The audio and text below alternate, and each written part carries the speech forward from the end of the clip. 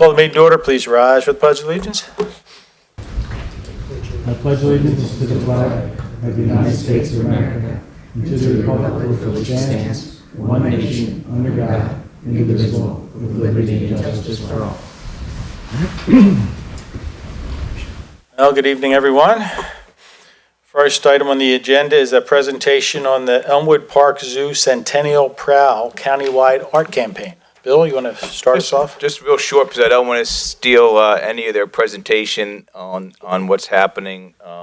But this is the centennial year of the Elmwood Park Zoo of Montgomery County, which we've used many times in the past. Our library, Township Library, still utilizes them for programming, and I think they even have passes for the zoo at the library free of charge. If you get in line for them in the morning, you can get them. But the zoo is celebrating its 100th anniversary. They have a very exciting project to update you on about their future. And as part of their fundraising efforts, they're going around, and there's 62 municipalities in Montgomery County, and they've asked each of the municipalities to participate in their Centennial Prowl Art Campaign. So they're here tonight to give you a presentation, Al and Jen. Perfect. I'm going to bring our friend with us, if that's okay. We'll set it up here on the table. Pardon me. We were going to bring a real Jaguar with us, but that gets a little harder to do. Thank Al, you guys. have to use that mic so Thank you so much the video can pick you up. Perfect. How's that? Does that work? If you squeeze underneath, it'll move up for you. That's all right. Can everybody hear me? All right, perfect. Thank you guys so much for giving us an opportunity to come here and present and to support us. I'm Al Zone. I'm the CEO of the zoo. I've been at Elmwood Park Zoo for 11 years. Prior to that, I was at the Jeffersonville Golf Club, which is owned and operated by the Township of West Narton. Was there for 11 years, worked very closely with townships, and I really appreciate, again, the opportunity to stand here in front of you. When I came to Elmwood Park Zoo in 2011, the zoo was on the verge of closure. I used to own a food and beverage catering facility. They had reached out to a lot of zoos in the area. They've reached out to the AZA, which is the Association of Zoos and Aquariums, which we're a member of, and a zoo was on the verge of closure. I got involved because just like many of the people that live here in Horsham, the zoo was near and dear to my heart. I went there a lot as a child. I grew up locally here in Montgomery County, and it's kind of cool to have your own zoo in your county. Yes, we're 20 minutes away from the oldest zoo in the nation, but it was really exciting for me to get involved with the Elmwood Park Zoo. 11 years later, we are the second most populated zoo in the state of Pennsylvania. Philadelphia Zoo still being the most populated. I will point out every chance I get, the last 2 years we did surpass Philadelphia Zoo in attendance, which is pretty exciting. Why that is, and what sounds crazy about that is Elmwood Park Zoo currently, inside of our gates, which we're going to talk about, is only 16 acres, right? We've acquired a lot of land that we're moving into with this plan that we're going to discuss, but Philadelphia Zoo is 47 acres, right? So for a small zoo like Elmwood, you know, it's impressive to be able to surpass them in attendance. But we are the zoo for the people that live in the community. We are the zoo for the people that live in Montgomery County. Why that's important, obviously, with this campaign is when everything shut down during travel and tourism, and Philadelphia Zoo, along with the cities, really got clobbered with attendance. Elmwood Park Zoo had its highest attendant year in 2021, which was pretty impressive. And since then, we've been able to grow. In 2011, right before joining the zoo, they had about 114,000 visitors. We're well over 1 million visitors a year that come to the zoo today, which is exciting. But the number that means more to us than the attendance is the membership.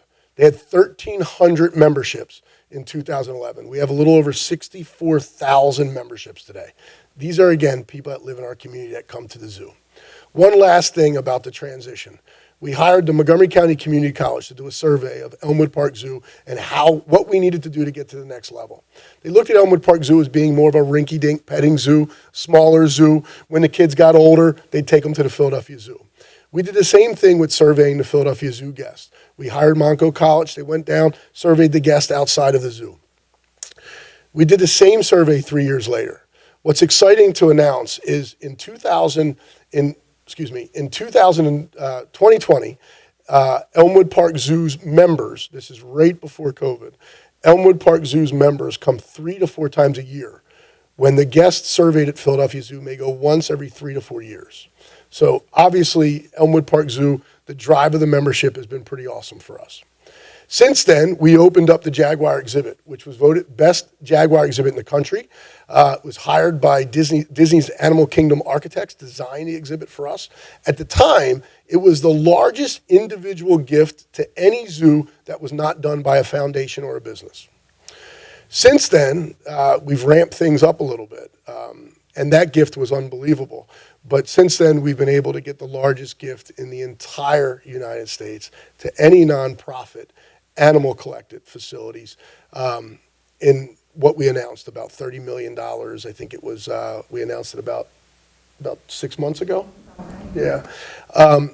Again, a local Norristown native, local Montgomery County native, which we haven't launched all of the details of it yet, but the family, being that his business started here in Montgomery County, when we open the new exhibit that he's going to build, Montgomery County residents get into the zoo half price for the entire year.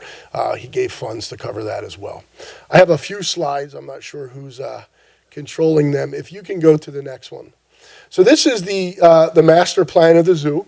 The new building that we're building is to the far right, where it says Entrance Plaza and Welcome Center. It's a 39,000 square foot facility that broke ground on January 3rd.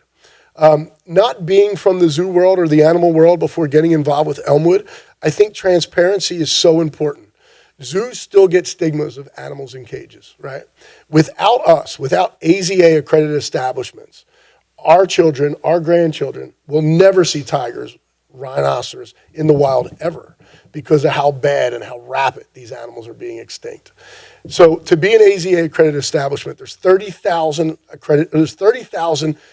animal collected establishments across the globe, 30,000. There's only 283 that are AZA accredited. It's the highest level of standard. I describe to anybody who's not really sure about the AZA, it's like going to a restaurant that's not inspected by the health department. You wouldn't do it. You wouldn't do it. It's the same thing with a zoo. You never want to support a zoo that is not AZA accredited. It's the highest level of standard for education, conservation, and animal care. In addition to that, we acquired all the land across the creek there.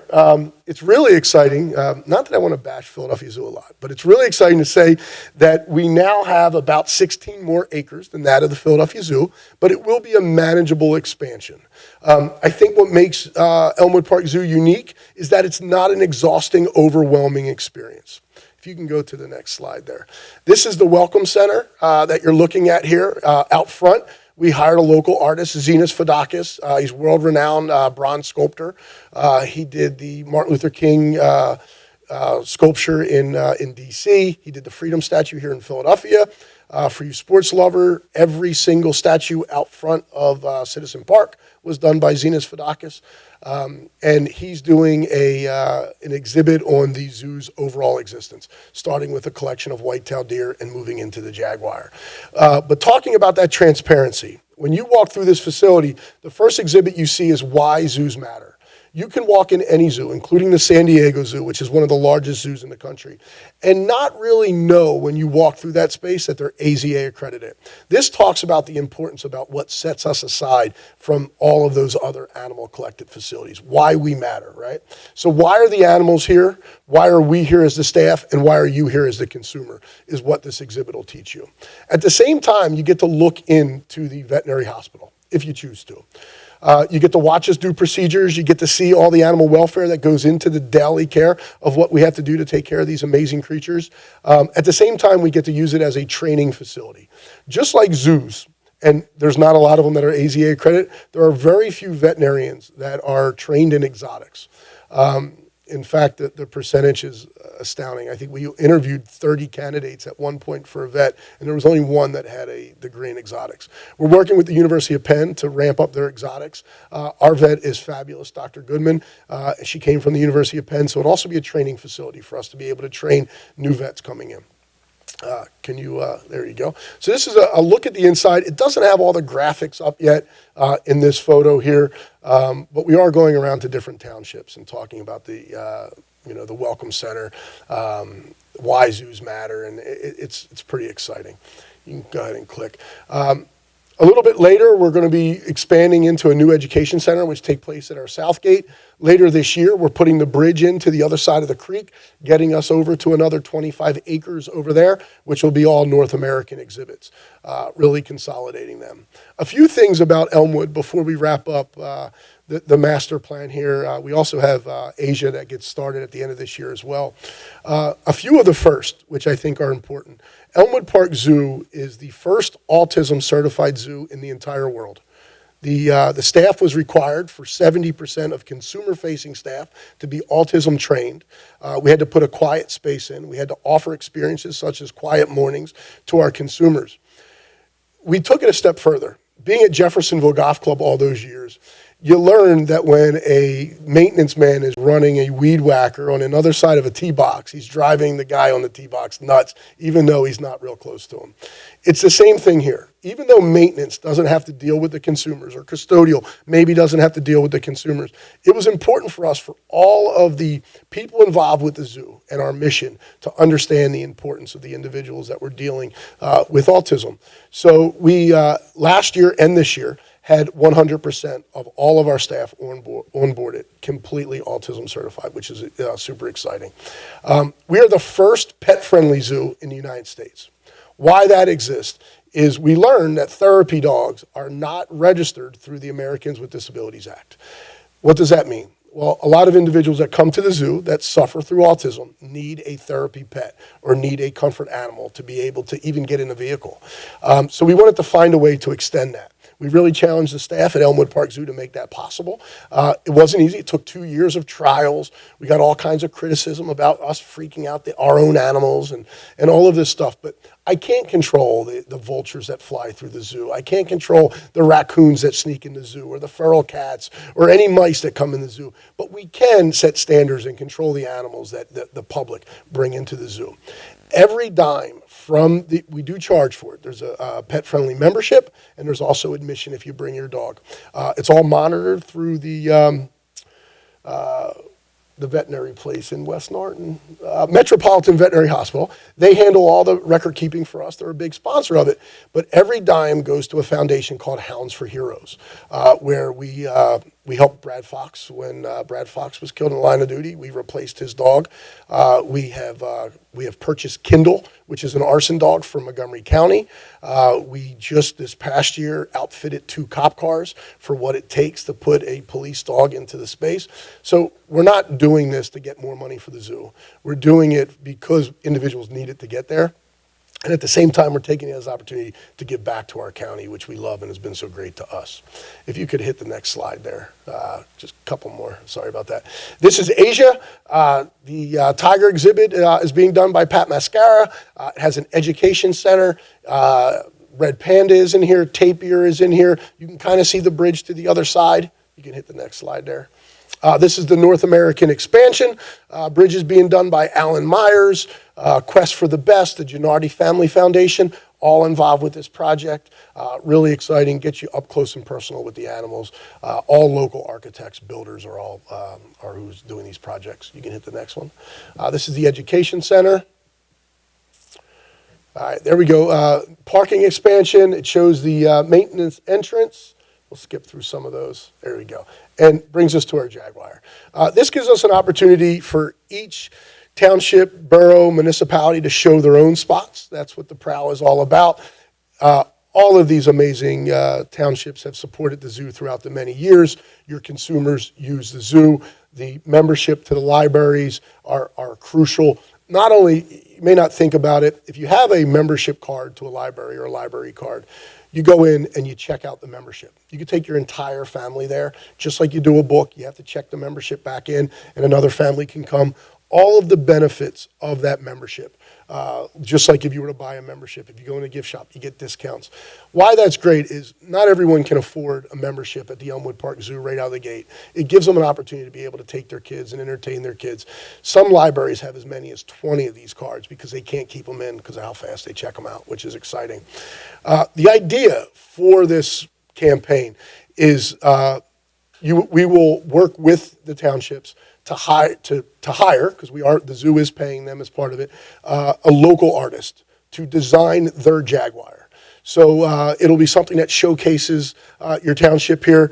You can put anything you want on it. Obviously, you guys will have the final approval. You could keep the head just the same if you want, because it kind of shows the zoo's logo. That's a photo of the base up there. There's a QR code which takes you to a map throughout the entire county, telling people where all these jaguars are.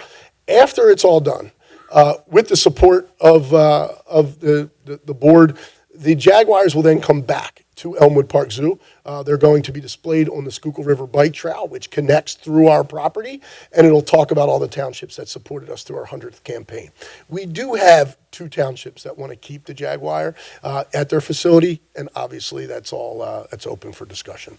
But not only does it give us an opportunity to really be proud of our 100th anniversary, it ties in your local community, it ties in what makes you guys are great, it allows you to show your spots, because each and every township is different, just like each spot on the jaguar. They're all different. But that's what I got. I really appreciate the time. Any questions? That was Not at all. There's a lot of information. A lot of information, a lot of good stuff, and congratulations really on all the hard work by everyone that's gone through and thought this through and came up with a plan to expand. It's a beautiful park. I've been there myself several times, at least once or twice a year. Looking forward to the expansion, actually. I mean, that should be pretty awesome. Bill, you want to talk about the check here? Yeah, well, also that, just so council is aware, that Regina Vesley, our library director, is going to be the staff person point on staff that will deal with Al and Jen on the Horsham Township Jaguar. You don't want I us don't doing have it? any artist skills in me. There's no DNA in me for colors or anything else. So It's an Regina's inside gonna joke. work We have a with- hard time picking colors up here. It takes months for us I to hear design you. something, so I hear you. it's always So- better if we have someone on the outside do it. So Regina is going to be working with Jen after tonight on the Horsham Township Jaguar, which will be displayed. Most of our foot traffic, as council's aware of, is the library. The library has become our hub of activity for all age groups: seniors, young families, children, teenagers after high school. So that's where we will get our most views, and most people will see the Jaguar in the courtyard of the library. The check is in the amount of $10,000 for the zoo and their fundraising efforts in this Jaguar fundraising, and we'd like to get a picture That's with awesome. Jen Absolutely. and Al when you're all wrapped up. Anybody else have any questions, or? All right, very good. I think Thanks you- again. so It's much. I think you awesome. may need a parking lot larger than 500 spaces. So we With so we your currently have more expansion, than- though, so we it's currently have more awesome than that you're doing, but I think Yeah. you're going to become more and more of a destination, Yeah. not a county-wide attraction, but Sure. a destination So attraction. the new parking lot is another 500 spots. Okay. We already have over 1,200 spots at the Okay. zoo, and by 10:30 every day it's full. I know that. I bring my kids, so Unbelievable. yeah. We You added have to we time added it. 635 parking spots on June 16th of last year, and the day the trucks were pulling out, every spot was filled in the lot. It's pretty awesome. It's pretty awesome. So what's the timeline again for the total expansion? The total expansion is about 5 years. The first project opens for the spring of next year, which is the 100th anniversary, which is super exciting. Along with that, we will be building North America throughout the remainder of this year and all of next year, because that's in an area that does not impact our current consumer. It's in land that we haven't even tapped into yet. Then we will open up that area and start on Asia, which will then wrap it up. Yeah. Again, It's exciting. congratulations. I think it's I a appreciate it. fantastic job, and the fact that you're grown bigger than Philadelphia, that's It's a lot another of fun. amazing feat. a lot You of no one would really think about that. I also want to point out Jennifer Conti is our development director, and she's a resident. Grew up right up on Park Road. I grew up in the house my dad grew up in, and then my grandparents went to Happer Horsham way back when. Lived the farm, it's no longer there, behind Simmons, and they used to ride horses to each other's houses, so been here forever. Oh, very nice. Welcome back. That's right. All right, so I guess we're going to do a little photo over there. That's great. Up front here.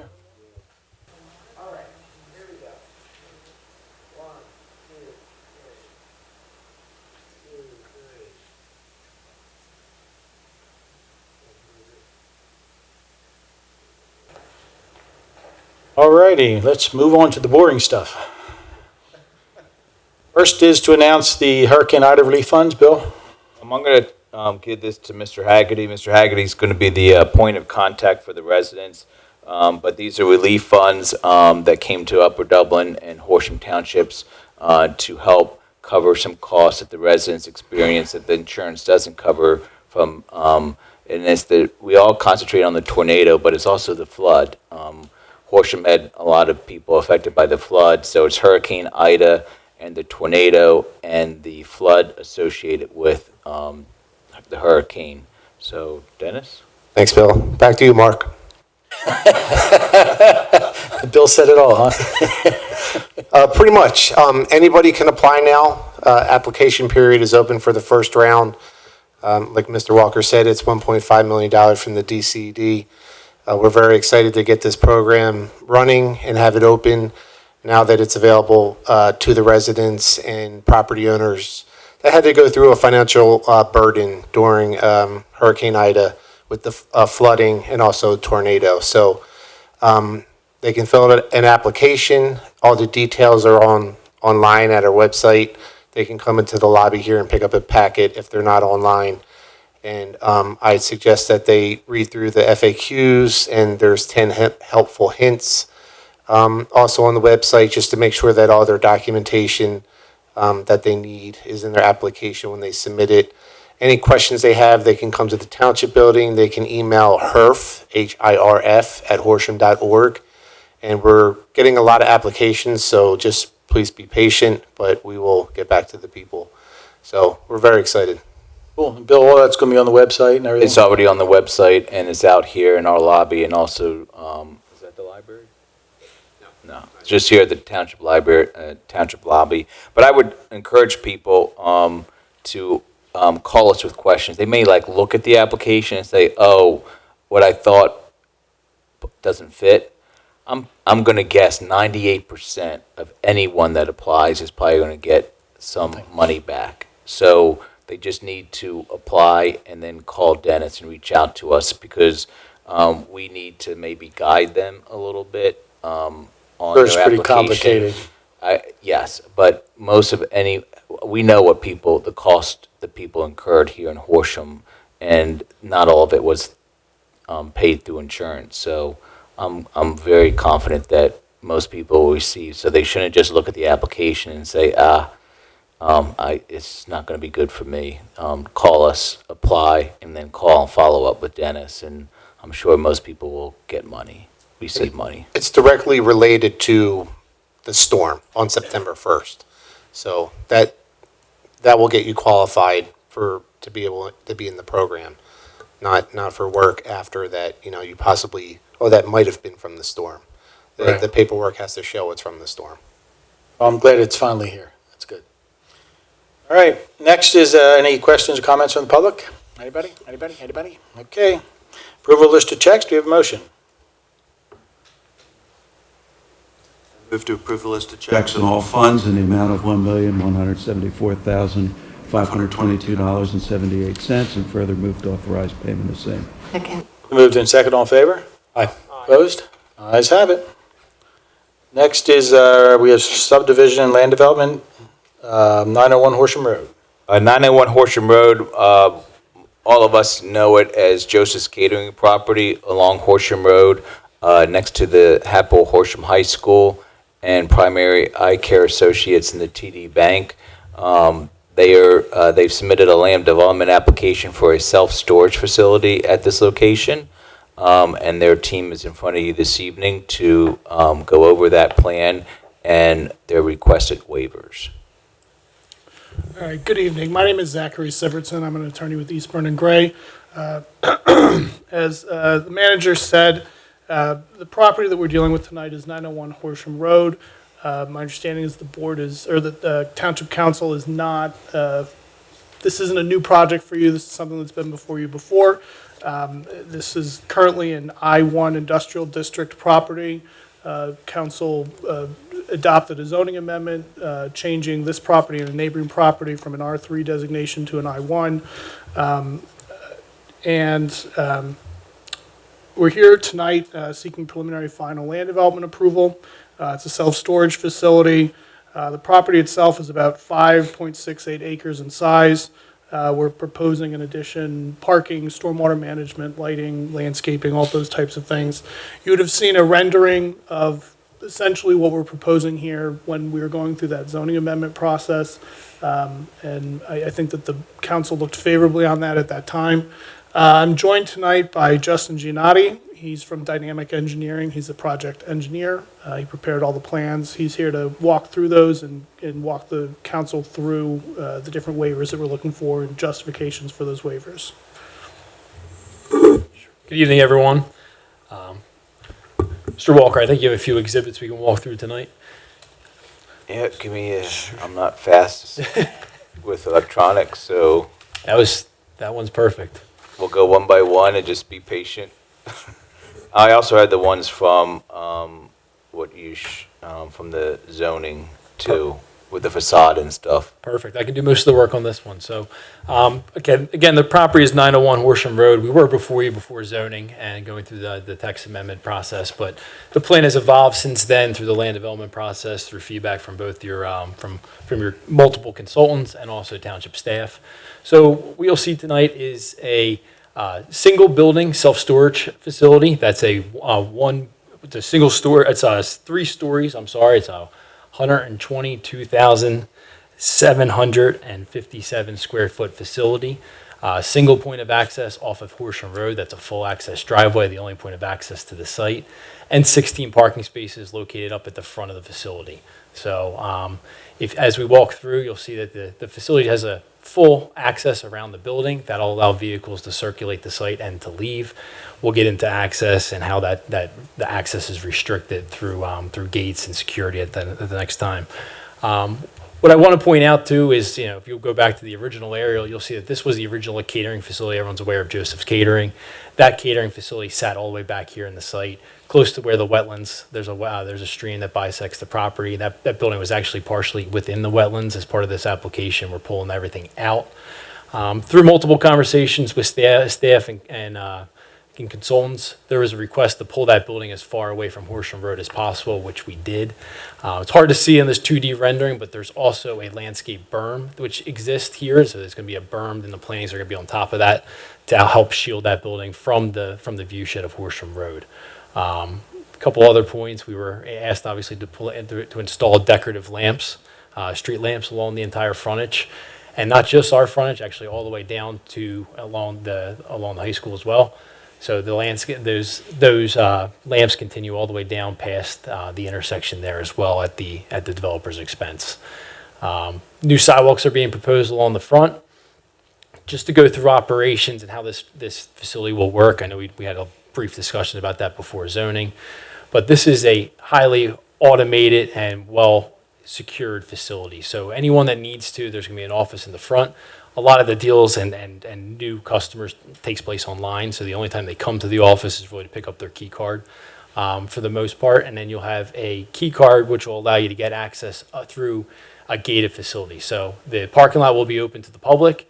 Right past that parking lot will be a gate. You'll be able to swipe a key card, the gate will go up, you'll be able to access the facility. There's going to be 2 points of access to the facility. There's going to be a covered access here, which is going to be your main loading area. Vehicles are going to be able to back in underneath the covered canopy, load, unload, and access. Everything is going to be internal to that point. Along the other side of the building, there's another point of access which will allow access to the inside of the facility for the internal hallways and the 3-story element.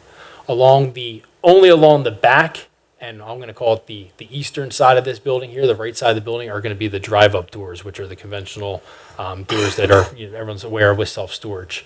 There's no drive-up doors along the front, and there's none along the side, just so that the building does not look like a self-storage facility from the road. Again, as you drive around the facility, there's going to be another gate, which will allow you to swipe your card again in order to leave. So that just keeps track of who's in the facility for how long, and to make sure that people that are entering the facility are also leaving, and just for full access and security reasons. We received a number of consultant reviews. For the most part, they are will complies. There's a few waivers that are we've already discussed with the planning commission and supported with the planning commission. At this time, I think we can either open it for questions, comments, or I can get into a little more detail if possible. Justin, before you get into your requested waivers, we do have, I believe, one of our elected officials, Dr. Chaudry, that was not on council Okay. when we did the zoning. So I do have that that PowerPoint presentation. Great. If we just want to, just for his benefit, just to quickly show him what this is going to look like. That'd be great. If Yeah. that's okay. Sure.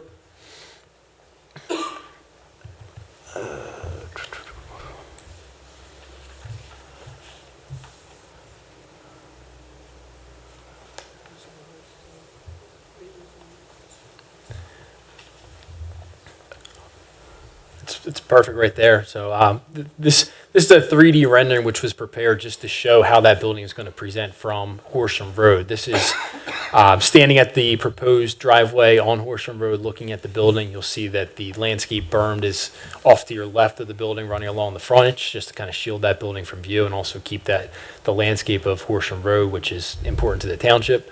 And you'll see that we maintain the brick facade, which is kind of like the high school and a lot of other buildings in the area. This is not a quote-unquote old-style self-storage facility. This is meant to be a highly aesthetically pleasing facility and meant to blend in with the higher-end elements of the township.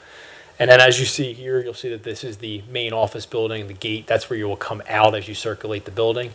But you'll see this is the office building, so anyone that parks here will go into the office. It's going to be a minimum use office, really. It's going to be for new sales and for any contractual needs that need to take place. And of course for boxes, packing supplies, just the small stuff, just to support the use. Mr. Walker, if you want to flip through? And the doors, just to confirm, the doors that we see through the windows, those doors are not going to be fluorescent green or yellow. That is correct. There's no fluorescent Thank green, you. yellow. They're gonna blend in with the building and not appear as if they're at that. Just want to confirm. Yes. Let me just interrupt you there for a second. So I'm seeing garage doors that are facing Horsham Road. Is that what I'm saying? They appear like garage doors. They are not garage doors along that frontage there. Are they? It's just a relief to break up the facade. It's like a decorative panel. They're not actual doors. Yeah, they're not roll-up doors. They're not functional. Okay, and then you said there were garage doors on the side facing the high school? Yes. I thought we said no garage doors. Not We just wanted like the walk-in type not a drive-in. yeah. Not like some. It's my understanding of that was that we didn't want, Like you don't drive your vehicle like inside to a common area. right. But I don't. I think what we're trying to recall- avoid is Yeah, I don't. people using these as businesses, like landscapers coming in and using them for storage. The idea was it was going to be for storage for individual families or whatever, not for people putting their supplies in there. So we don't know what's going in. Sure. And I think I think the declaration document covers that pretty extensively, as well as the language in the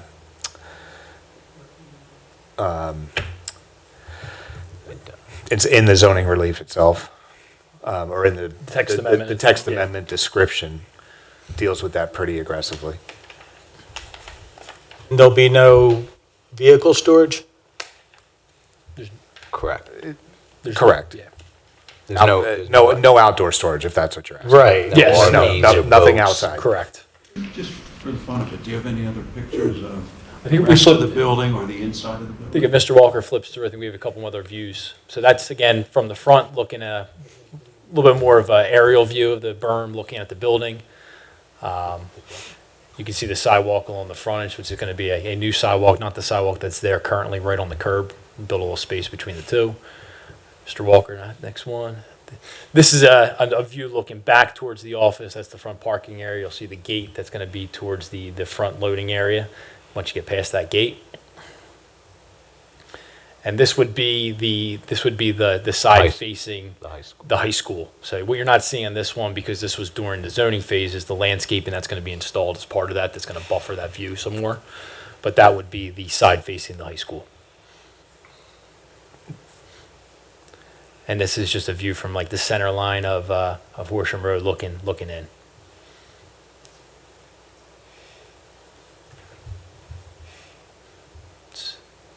It's more of a bird's eye view of that front area. And again, just to clarify, they are not functioning storage stores. Looking back towards the main entrance, and you'll see that's really the buffering and the berm along the front was a very important component of this, just to help shield that building from the view. So the only entrance point is through that side. When they pull up, when you go through the front gates, then you go to the covered parking area that you said. That's the only place. That's the only place you can actually bring stuff in from. There's actually two. So on the side, and you can kind of see it here. So that's the main loading area for the most part. I think people will be using that area because it's covered. There is a secondary loading area on the high school side, which isn't going to have a really small canopy. It's just going to be, if your unit's closer to that side and it's easier just to go in and out, that would just be a secondary point of loading and egress as well. So are there outdoor garages? Are there garages that open up to the outside? There are, and so there's two sides, only two sides of the building will have garages that open up, and you can see, okay, so this is going to be the side facing the high school. We'll call it the eastern side of the building. Those garage doors will be functional, and to your question, that's the second point of loading, which will occur in the center of the building. This side will have the functioning garage doors only on the first floor, obviously, and then the very back of the building will have functioning drive-up door garage doors. Most personal storage facilities have outdoor storage, so if you want to store your boat or a car that you can't keep at your house or your RV or something on the property, you can do that. Council's compromise with not having an outdoor storage area was putting those things like RVs and sailboats and things like that into these garage units so that they would not be stored outside or visible to any adjacent properties. How big are these garages? For the record, those for the most part they're like 200 square feet. So you're talking about a vehicle storage or a small boat. It wasn't a yacht. And management does have very strict guidelines relative to vehicle storage. Batteries have to be disconnected. As little fuel and oil in the car as possible. Copy of a registration. All those kinds of things have to be done. Design of that garage door is going to be like a glass. It's going to look like a very high end, or is it going to be like a garage door like we think about a garage door? It's a corrugated metal door, standard to storage facilities. It will have... But where the people are standing, that's what you're saying the garage door is? Right here. That is the secondary loading area. Oh, all these are garage doors? All those are garage doors, and they're so... I got you, okay. Yep. I guess we'll get to it at some point, Mary, but there's going to be restrictions on what can be stored in these things? To the extent that it's personal storage and there can't be any business activities, what we see a lot of times is that these self-storage facilities, somebody starts running their business out of them, That's what we're hoping to avoid here. That's absolutely prohibited. The ordinance prohibits it. Our standard rental agreement with customers prohibits it. None of these units have their own individual power source, lighting. Some of the bigger units have one light bulb in them. It's really hard to, and most operators really look down upon people running actual businesses. These are mini storage facilities, not what I would classify a mini warehouse facility. So if somebody came in with like a landscape truck, had like two mowers and like all that stuff, and they came in, you saw somebody come in with it, leave without it, what's the next step for management in that case? The ordinance actually prohibits anything other than personal storage. So you can't store business equipment there at all. the ordinance that was adopted, so we're in 2022-04, mini storage facility. This shall not provide warehousing and distribution for industrial and commercial businesses. No tenant shall use the self-storage facility space for the operation of a business or as lodging. So that was already kind of ironed out with the text amendment, and that was already adopted and as with the But I applicant. think what Sean was getting at is how do you enforce that? Oh, okay. As Justin said, the facility is monitored pretty aggressively. There are 20 to 30 cameras throughout the facility. The gates do keep accurate records of time in, time out. That's why there's 2 gates. Unusual activity like long stays in the facility, those are all flagged, and management can address that with each individual tenant and do visual inspections. These leases are month to month. They're terminable by the lessor and the tenant.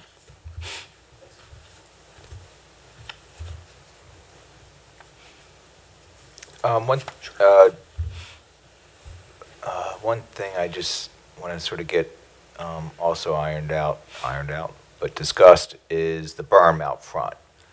So we never talked about, like, is this a 2-foot berm or is it a 10-foot berm? It's not a 10-foot berm. Okay. So it's a varying width and varying height berm. You're approximately about 3 to 5 feet along the width, depending on how much we can get with as we're doing the grading. But as you see it, and when we get to the landscape plan, you'll see it developed a little bit more. There are substantial plantings on top of that berm as well, which would actually help to some visual screen. Again, this was an artistic representation. The plantings are consistent with what's being proposed by our landscape plan, but you're not really seeing the full benefit of the berm in that image. Do you have the landscape plan up? I don't think I do. Or maybe go back to the rendered aerial. Yeah, you won't. It's hard to see on a 2D image. I think that 3D image is probably your best one. But you'll see that kind of meandering landscape Does bed. this one? That's perfect, Mr. Walgren. That's if you zoom in on the top there. Oh, I know you're going to ask me to zoom in. Hold on.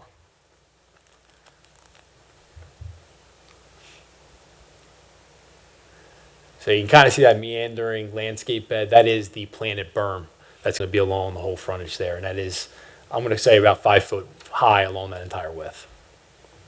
Have sprinkler systems going to be installed for water sprinklers to feed those?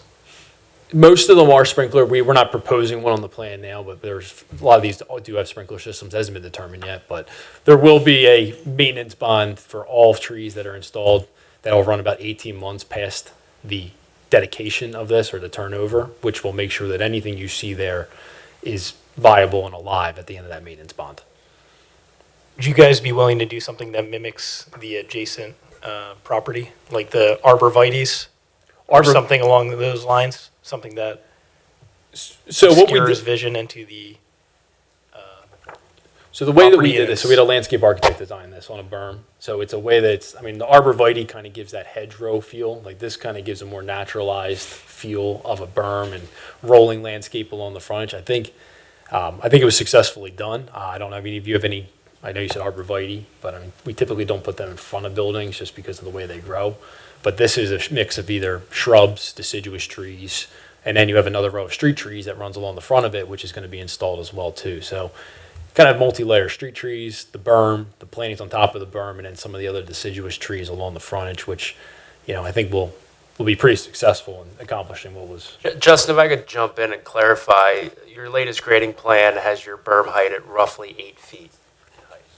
It was a little shorter than that earlier, so. It was. I didn't know. I want you to cut yourself short there. I appreciate that. So we did try to push it up to. I thought it was closer to 5, but I'm reading it now too. It is closer to 8. Yeah, that's pretty. Thank you, Mr. With Gardner. plantings on top. The row of, I guess along the front of the sidewalk along the street, it looks like a pretty heavily shrubbed area. Is that indicative of what's going to be there, or is that just a... That was on the rendering. So what we're going to do, just based on that, is there's going to be the grass strip. Your range requires a grass strip, sidewalk, street trees, and then Nothing along the between the street and the... No, that wouldn't Street last lamps. past one snowstorm anyway. Right. Yeah. No, I kind of figured. It looked great, but I didn't think that was going to cut I think the artist got a little carried away there. And the street lamps will go between the curb and the sidewalk. That's correct. And they're going from Babylon Road to the end of the high school property. That's correct. So it'll be along the full frontage of the high school property, their property, Primary Idea, and TD Bank down to the intersection. That's it. And then every 75 feet, and again, the sidewalk that's out there now, it's important to say, we're ripping that out because that's right on the sidewalk and installing new sidewalks. So it'll be compliant with your ordinance, and I think it's pretty successful in buffering the use. And it's important to note too, self-storage is not a very heavy use either when it comes to traffic generation. If you see 2 cars in the parking lot, it's a busy day. And I think as far as uses are proposed, it's probably the quietest around. And after the 18 months, if we have like a drought like we had this year, who takes care of the trees? Because obviously the township residents, if the trees start dying, are you guys going to make a concerted effort to replace those Yes. trees? And how would that be triggered? So it's on the property owner to replace those trees. I will say that we've done a lot of these, and Mr. Manley's here to weigh in on it. It's all about appearances for these too. I mean, obviously they want their facility to look good and be well maintained. People are storing a lot of money of goods in these facilities, so they don't want it to be a rundown looking facility. So dead trees, they are very well maintained facilities. Yeah, I would concur with everything he just said. I mean, it doesn't bode well for a storage business if you got 50% of your landscaping dead or dying. That doesn't give an appearance of a well-kept facility. That's what he said, yes. And as council knows, and Jay, you weren't on council, this property here was the family, the Messina family, also Horsham residents, for almost 10 years.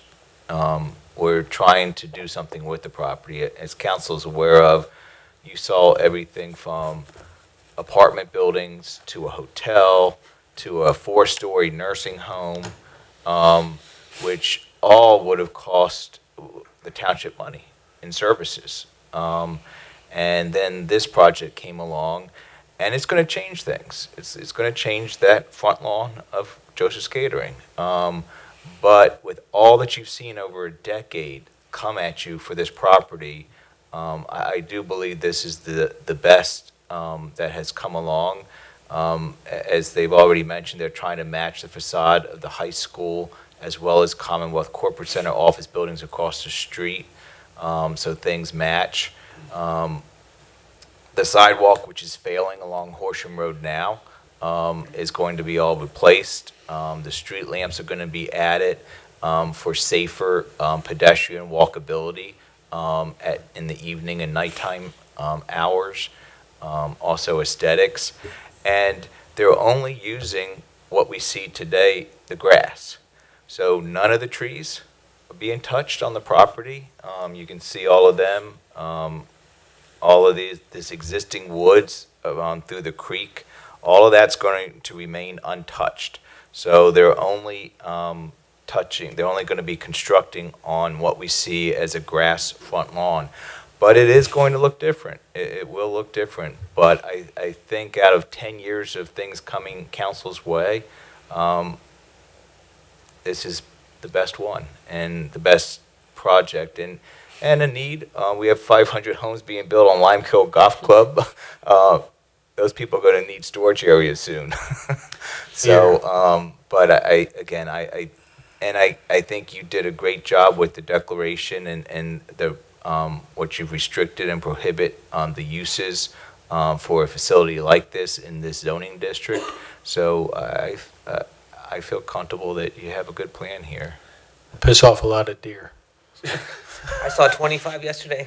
Well, they're Well, they're gonna have to go from the front. They're gonna have to go from the front to the back. It's just, That's another reason not to do the arborvitae. They love those things. yeah. They do eat out there, but they don't live out there. They live back on the Hearn property, which Jen, who was here prior for the zoo, her family used to own that farm, and on the Hearn tract. So we have 102 acres of untouched open space where the deer live. They pop out there to eat, and then they go back. But it is gonna look different. But I think it's the best thing that's come along your way in 10 years. I agree. For that property. Quick question on the sidewalks. You're going to bump them back Yes. a little bit because I know with 4 lanes of Yes. traffic and snow, which we didn't get any this year.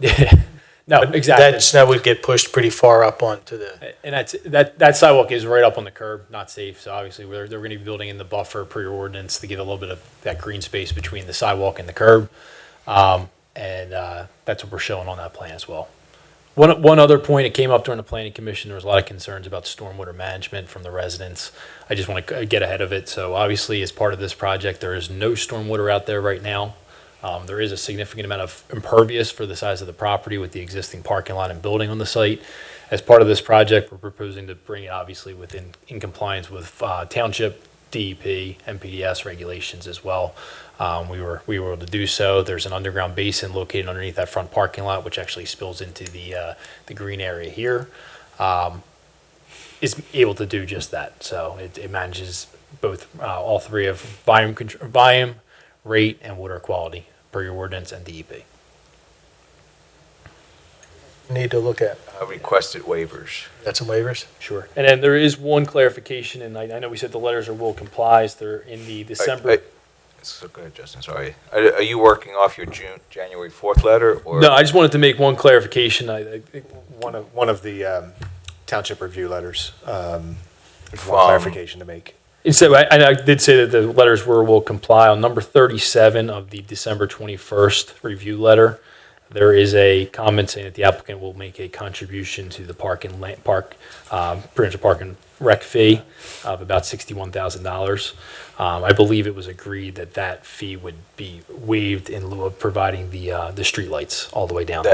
That is true, and that's in the declaration. It's in the declaration. We just don't want to be in a will comply position with a letter we can't comply with. We don't want to be bound by the engineer's letter on that issue. Okay. I said will comply, and they cringed. Okay. The waivers? The January 4th review letter. It's the dynamic engineering. It's a very dynamic letter, January 4th. Just walk through one by one. So the number one from 198, 111A is just to request that this application be a preliminary/final application. The plans are designed in accordance with your final plan standards. Did the planning commission recommend preliminary final or just preliminary?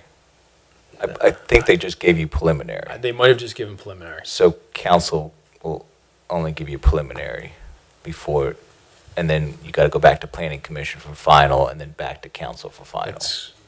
Yes. I think I'm forgetting. There was unanimous on the other ones. I think this one was preliminary final. I think the warehouse. Yes. Okay. That was all right. The other one was Yes. definitely a preliminary. Okay, gotcha. Although you just let the cat out of the bag for a week from now, so. Okay. I'm already aware of that. All right. So, So This planning one I commission believe was gave preliminary final. Preliminary final. Yes. I think planning commission was unanimous on supporting these waivers. Okay. The second waiver requires a stopping area measured 20 feet behind the right-of-way, not to exceed 4%. So the next two waivers pertain to driveway slope. And it's just a minor technicality that we're not able to meet the 4% grade. Slow down a second. Yeah. We can get Let the first. Mark go one by one with you. Sorry, tell me when you're ready. Yeah, just gotta make sure everybody's okay. So the first one is, We already talked about that, right? Preliminary/final. Right, and then the second one is, Second one is to exceed the minimum stopping area measured 20 feet behind the right-of-way, not to exceed 4%. We're slightly over the 4%, around 5% at that area. The site has a high groundwater table, and just to make some of the stormwater work, we need to get a little higher. that's your call? Yeah, we're all good there. And as they said, they're gonna have a PennDOT approval in the right of way, so this is a low volume driveway. I'm not concerned. Everybody's okay with it? All right.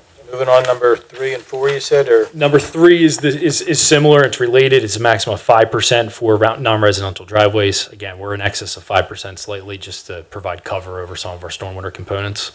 And again, we're going to be reviewed by PennDOT for this driveway as well, and we're going to be in compliance with their standards. Eric, you're good with that as well? These are all very similar waivers, just different sections, so yes, anything with the driveway slope we're good with. Everybody's good with that then? So 4 would be number 4. Number 4 requires a minimum of 20 feet open space provided between the curb line of any parking area and the outside wall of any principal building. This is around you'll see along the front of the building, it's a parking area. For ADA accessibility, we obviously want the parking to be as close to the building as possible. To the extent that this waiver is rooted in fire safety, this is a fully sprinklered building, so parking within that distance of the building is not an issue. Is that only along the front? It's only along, the ordinance reads around parking area, so it's only going to be around this area, which we are less than 20 feet. That's the only parking area on the building. Everybody good with that?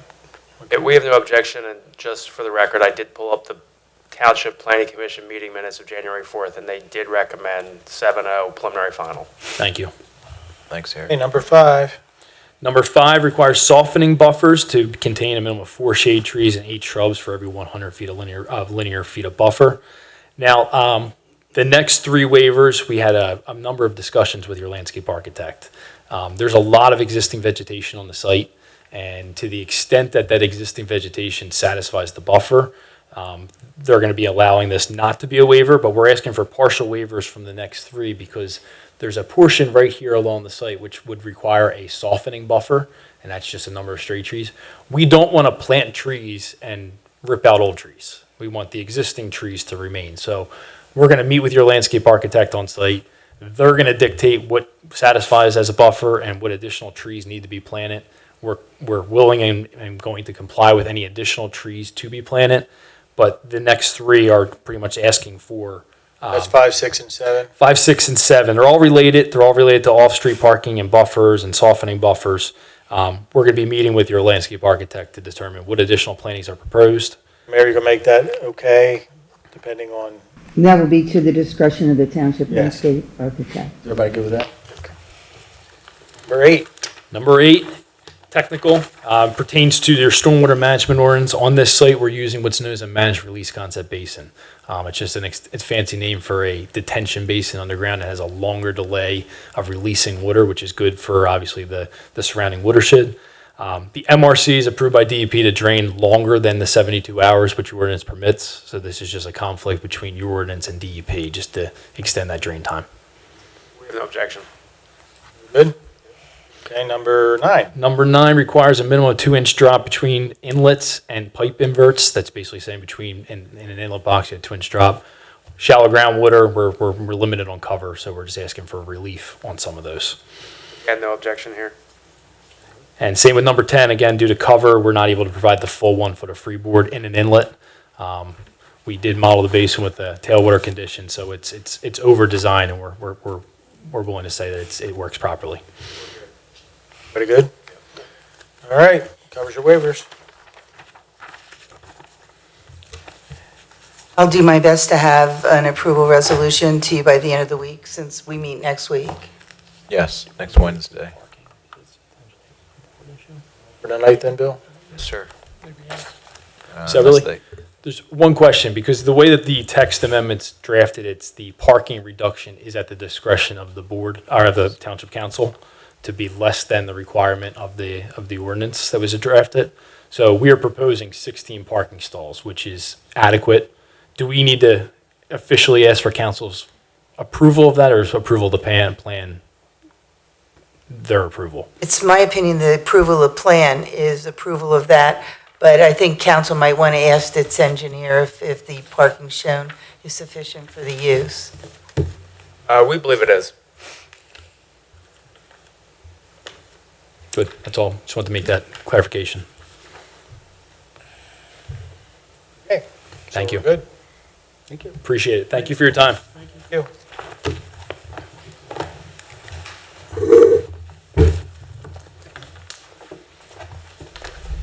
All right, so we have 2 subdivision land development plans to look at. First one's on Stong's Lane. This is for your consideration this evening. So 1216 Stong's Lane, you reviewed back in February of 2022. It's a 3-lot subdivision, 2 new homes.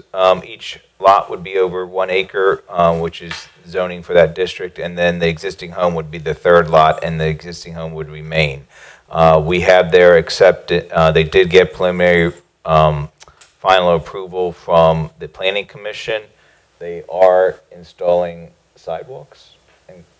They are installing sidewalks, which was their issue. If you remember back when they were in front of you, they were unsure what they wanted to do, a payment in lieu of, or construct the sidewalks. They've decided to construct the sidewalks.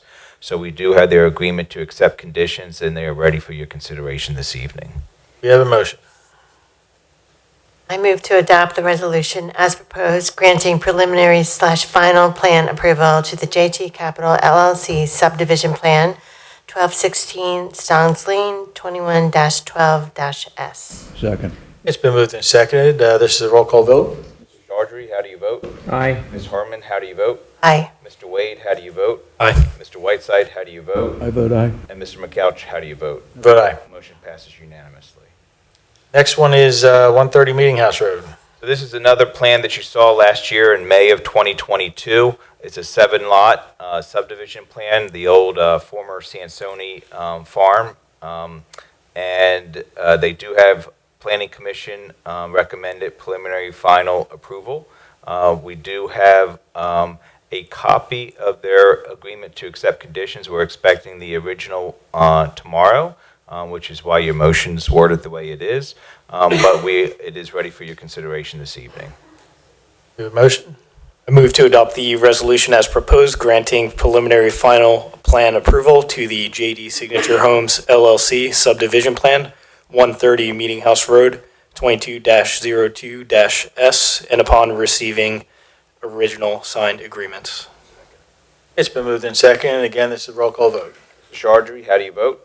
Aye. Ms. Harmon, how do you vote? Aye. Mr. Wade, how do you vote? Aye. Mr. Whiteside, how do you vote? I vote aye. And Mr. McCouch, how do you vote? Aye. Motion passes unanimously. All right, now we're up to zoning hearing board applications. We got 4 of them.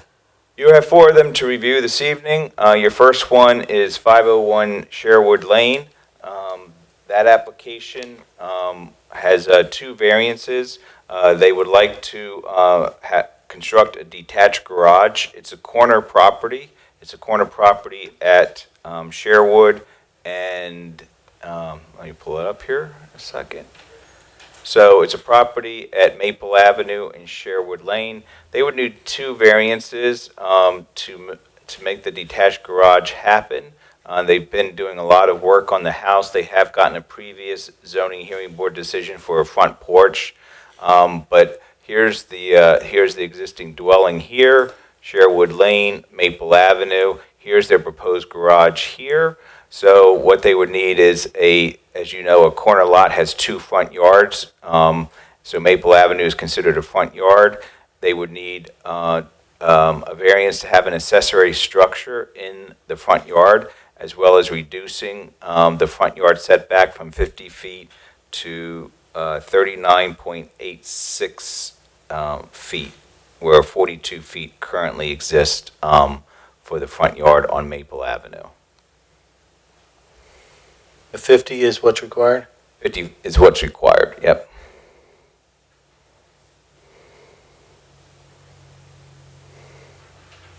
Staff have recommendation on this?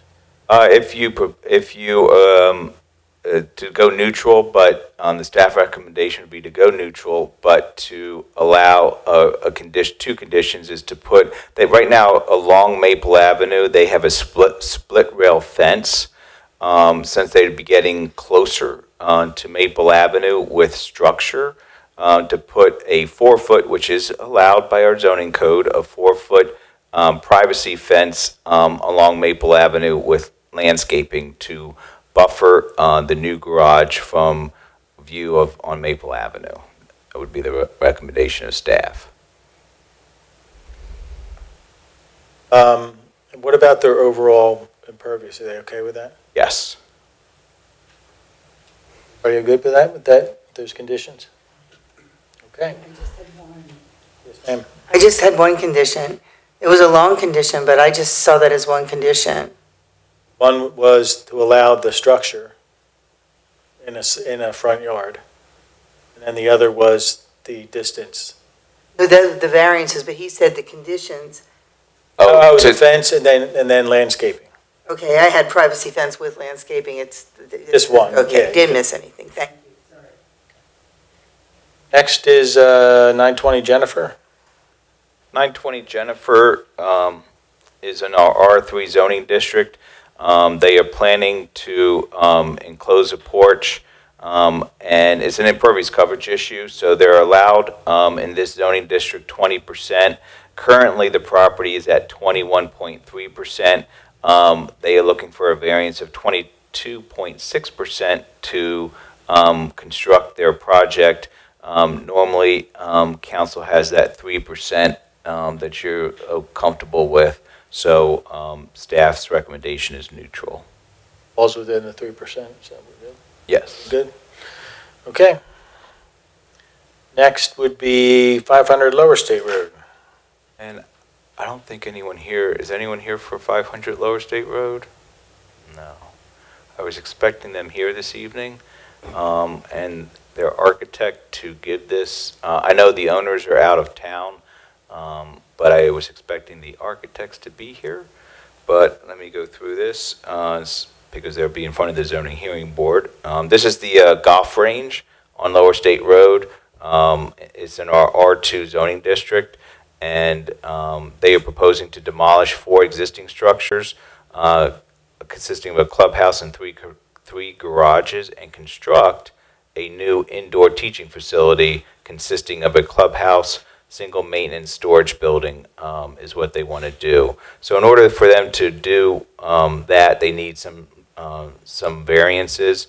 One is, and let me pull it up here as I'm trying to read and show you where this is. They need some, they're going to put some signage. It is an improvement to the facility. As you can see, this is Lower State Road. This is the driveway in, parking area. These are all the different, I don't know what you call them, stalls. I don't golf. So driving range stalls. These are covered. They're existing already. So there's a cover for these here. What they want to do is knock down what they have and build this building here, which would be the clubhouse and teaching building. And over here, this would be the storage and maintenance building is what they want to do. And let me show you another photo here too, because I'm going to talk about signs next. And let me see if this is... So this is what the buildings would look like. Here is a view of what the building would look like. So if you've ever been out there or drove by there, it's definitely an improvement to what they have now. And so the variances that they will need is for signage, as well as extensions to non-conforming uses. So some of this that exists now is non-conforming, so it's an extension to existing non-conforming use in our residential zoning district. So if you go over 25%, our zoning code, if you expand or extend past 25%, you need a variance. So for non-conforming use. So of course it's not a house. So they've been there a long time, so they need that relief. They're going, and What are they going to? 25, what are they? Kind of helpful if they were here. yeah. That I don't know exactly what percentage they're going over the 25%. But those would be the 2 variances that they would need to move forward with their project. Is one for signage. If you can see, let me try to blow it up here. The signage that they want to put on the side of the building, which is nice. It doesn't look bad.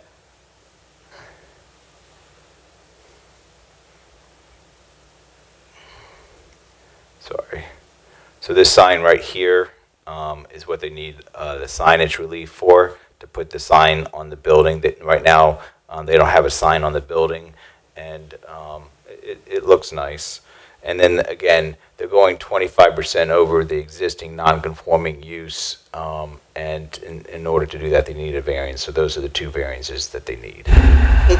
If it helps at all, what they're expanding is the buildings, so they're they're taking down, I'm looking at my notes from when we met with them. The existing driving range is going to stay exactly the same, and we're not counting and there's no use in the ordinance for a driving range. So the use is non-conforming, but we're not counting all of the driving range area as being the non-conforming use. We're only counting the buildings. So they're taking down, what do they say, three little buildings so that they can put up this new clubhouse, and it'll allow them to take the ball picker moved away from the view from the front of the road and to generally improve the appearance. But the 25% expansion is the buildings, not the whole use. I don't know if that helps at all. They're going over the 25% expansion, and I don't have We in my... don't know by how much. No. So, and I'm not opposed to this. I think it would probably look much better when it's done than what it does now. Wish they were here to answer some questions, but my suggestion, just me, I don't know how everybody else feels, but I'm okay with it, as long as they can come back to staff and explain to staff what percentage they're going over and that you're okay with that. Yeah, we did have a staff meeting with them, and So you're saying they're going in front of zoning, right? You give me some time with a calculator, I can give you the percentage. So, yeah, we did work through that with them, with their architect. I just don't remember what percentage it is. So the building coverage, as it exists now, is... It's 4910. They're basically doubling the size of the buildings. Change, 0.49% is what I'm looking at. So there's a 15% maximum building coverage on the site. Obviously, this is a big driving range, so they're nowhere close to that. This is it's a non-conforming use, so they're expanding that. They're doubling the size of it. So it's 100% expansion instead of the 25%. They're doubling the size of the buildings. Just short of it.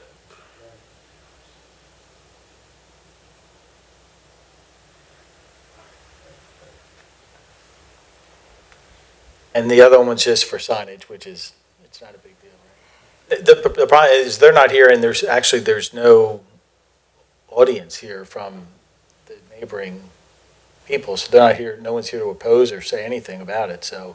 I live behind there, so. Well, what do you gotta say? Well, I don't mean to make it worse, but actually, you meet again before the zoning hearing board meets. Do we? Yeah, and I was just looking at their email, Bill. It sounds like they thought the first meeting they were supposed to go to is March 14th. No, That's what their email said. Sorry, we're going to be out of town on March 14th, which I guess is the zoning hearing board date. The zoning hearing board should meet on March 13th or March 12th. So you meet on March 8th, which is the second Wednesday. So the second Tuesday wouldn't be until the 14th of March. So their zoning hearing is on March 14th, and you meet March 8th. And as you know, there's no requirement for council to review zoning hearing board applications. So you do that. We've done that forever historically, but residents are not informed of this, that's right. They're informed of the zoning hearing board hearing. Right, I forgot about 10 days prior to the zoning hearing board meeting. With regard to the size, I mean, the size is not significant compared to the size of the property that they own. The only reason this is triggered is because we have a rule that says if it's not conforming and you go more than 25%, you need a variance. Correct. So it's not a problem, it's just triggered because of the rules. Right. Well, I mean, I'm inclined to go neutral. Because they're just going to go to their own hearing and they're going to have to take it on. Decide what to do. Jay just brought up a good point, though. If anything, is there anything in there about the sign being lit up? Is it a lighted sign? Is it an LED? Is it just a sign? Because he lives back there, that would be a concern. So maybe if you could reach out and figure out that part of it. I can assume we can go neutral depending on what you find out. Well, what would No illumination? internal illumination. It says it right here on the plan, no illumination. So that's fine. Oh, he says no illumination. No illumination? No illumination. Okay. But I would still recommend you do that as a condition, just to reinforce it. Okay, make that a condition, Mayor, and everybody be okay going neutral based on that? Yeah. Okey dokey.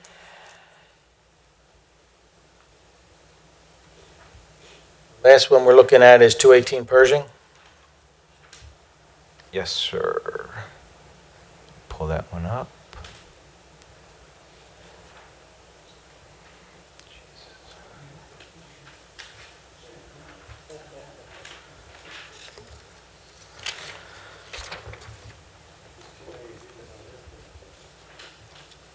So 218 Pershing is in our R4 residential district, and they are looking to construct an in-ground swimming pool on the property. In order to do so, there are 4 variances that they would need. And again, this is a corner lot, so this is, hold on a second.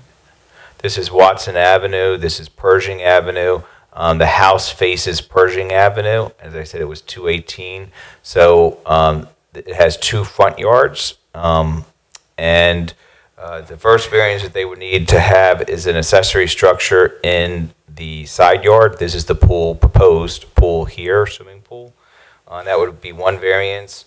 Also, they would need a variance for an accessory structure in the established minimum front yard. They would also need impervious coverage and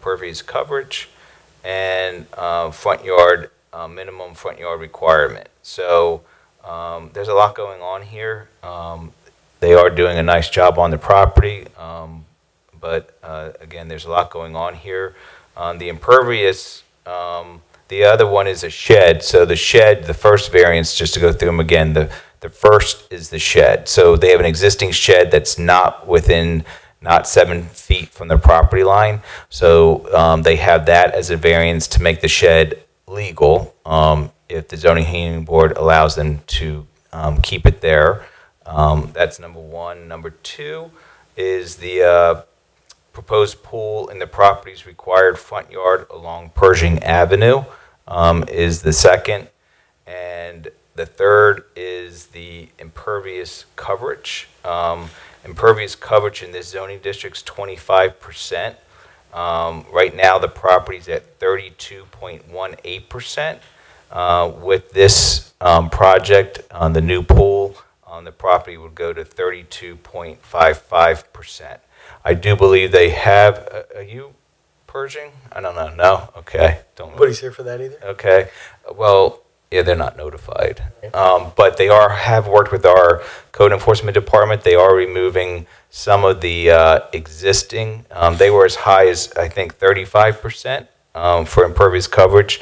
They've agreed with our code enforcement to remove some impervious coverage behind the house to bring it down to 32.55%, which, as you can see, it's only now they're only 0.37% over where they're at right now for impervious coverage to add the pool. So you said that the shed is existing. Yes. It's not conforming to zone. They had a shed there prior. They replaced it with a new shed. I don't know when that was. It wasn't with permit, and they did not know they needed a permit. We found out about it when they came to submit their. How far away from the property line is it? I don't know that. It's not. It's Just about every property in that neighborhood has a shed that's just about on the property line, just because of the size of the lots and the shape of the properties. I thought I read in there somewhere that it was 3 feet from the rear property line. That sounds right, Mary. My feeling is that if there's going to be any objection from the neighborhood, it's going to be at the zoning hearing board level. I would think so.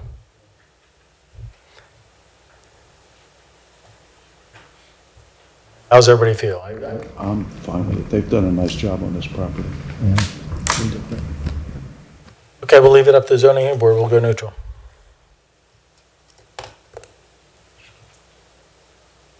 All right, that does it for zoning hearing board applications. Now we have 1, 2, 3, 4, 5 bids. This is the time of year where you authorize the staff to go out for the following bids: grass cutting, paving, milling, line painting, and ADA ramps. Okay, do we have a motion to go out for bid? I move to authorize the solicitation of bids for grass cutting, paving, milling, line painting, and ADA ramps, and further authorize advertisement of the same. Second. Moved and second, all in favor? Aye. Opposed? Ayes have it. Next, we're going to appoint an environmental advisory board member. So as you know, you appointed one of the advisory board members to the zoning hearing board, leaving a vacancy. The zoning hearing board has an associate member that they appointed as council, sorry, Sean. By their bylaws, zoning hearing, the environmental advisory board can appoint associate members who really, they don't have a seat, they don't have voting, they really just help the environmental board do projects.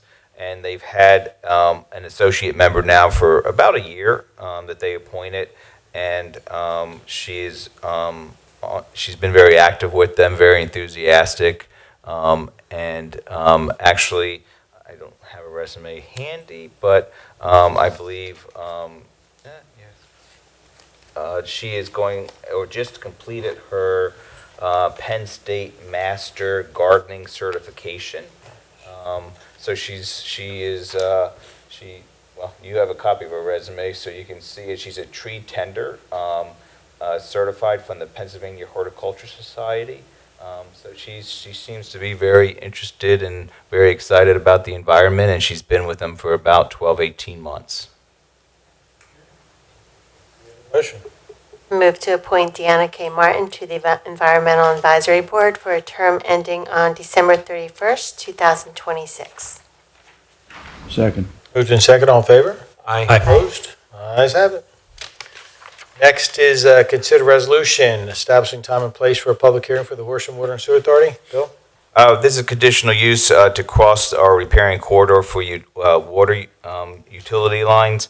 The house is currently on a well and does have PFAS contamination in the private well. So in order for the Water and Sewer Authority to get public water to the residents, they need to cross a creek tributary, and need to do that through conditional use. Have a motion. I move to adopt the resolution as proposed, establishing a time and place for a public hearing on the Horsham Water and Sewer Authority, 28 Meeting House Road, conditional use application, Wednesday, March 8th, 2023, at 7:45 p.m. in the Horsham Township Municipal Building. It moved in second. It's a roll call vote. Chaudry, how do you vote? Aye. Ms. Harmon, how do you vote? Aye. Mr. Wade, how do you vote? Aye. Mr. Whiteside, how do you vote? I vote aye. And Mr. McCouch, how do you vote? Aye. Motion passes unanimously. Okay, next is introducing a proposed ordinance to extend the Horsham Industrial and Commercial Development Authority. Council established this authority several decades ago. In the Articles of Incorporation, the time is expiring on the authority. So what this ordinance does will extend the authority through its Articles of Incorporation for the next 50 years. Awesome. We have a motion. I move to introduce the ordinance as proposed to extend the term of the Horsham Industrial and Commercial Development Authority pursuant to the Economic Development Financing Law. Second. Moved in second. Again, a roll call vote. Chaudry, how do you vote? Aye. Ms. Harmon, how do you vote? Aye. Mr. Wade, how do you vote? Aye. Mr. Whiteside, how do you vote? I vote aye. Mr. McCouch, how do you vote? Aye. Motion passes unanimously. Next would be time and place for that hearing. We have a motion? I move to adopt the resolution as proposed, establishing a time and place for a public hearing on the ordinance to extend the term of the Horsham Industrial and Commercial Development Authority pursuant to the Economic Development Financing Law, Monday, March 27th, 2023, at 7 p.m. in the Horsham Township Municipal Building, 1025 Horsham Road, Horsham, PA 19044. Second. It's been moved and second. Again, a roll call vote. Mr. Chaudhry, how do you vote? Aye. Ms. Harmon, how do you vote? Aye. Mr. Wade, how do you vote? Aye. Mr. Whiteside, how do you vote? I vote aye. And Mr. McCouch, how do you vote? Aye. Motion passes unanimously. Being that there's no further items on the agenda, council will be going into executive session to discuss matters of personnel, and this meeting is now adjourned. Have a good night.